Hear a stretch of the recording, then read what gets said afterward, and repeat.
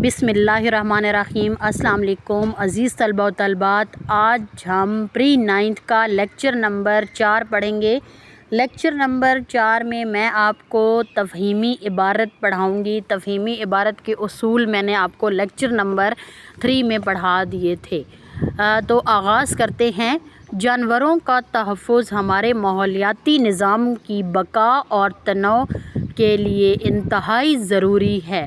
ज़मीन पर मौजूद हर जानवर का कुदरती माहौल और माहौलियाती तवाज़ुन में एक मख़सूस किरदार होता है।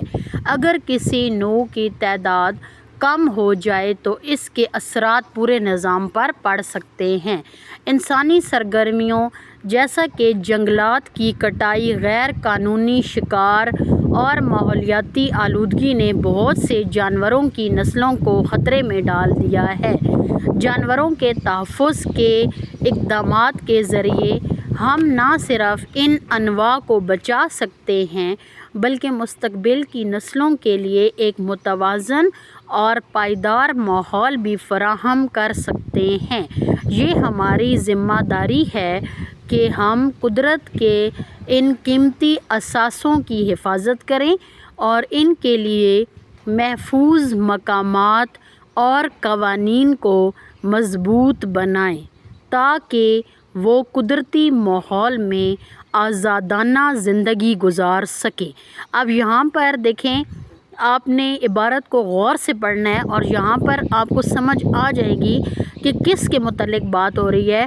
यहाँ पर जानवरों के मुतल्लिक़ हो रही है और जंगलात की कटाई के मुतल्लिक़ हो रही है, लेकिन ज़्यादा जो बार बार चीज़ आ रही है वो जानवरों की ज़िंदगी के बारे में आ रही है कि जानवरों को किस चीज़ से ख़तरा है, क्यों जानवर जो हैं वो ख़त्म होते जा रहे हैं। कुछ जो जानवरों की अक़साम हैं वो ख़त्म होती जा रही हैं और क्यों ख़त्म होती जा रही हैं, ये वजह भी बयान की गई है इस इबारत में।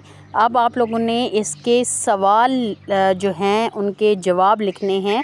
तो सबसे पहला सवाल मैं आपको बताती हूँ जो आपने लिखना है कि जानवरों का तहफ़्फ़ुज़ क्यों ज़रूरी है, और इसका जवाब इसी इबारत में से आप लोगों ने ढूंढ कर लिखना है। जानवरों का तहफ़्फ़ुज़ क्यों ज़रूरी है। सवाल नंबर 2, जंगलात की कटाई के क्या असरात होते हैं। सवाल नंबर 3 है, जानवरों के तहफ़्फ़ुज़ के सिलसिले में हमारी क्या ज़िम्मेदारियां हैं।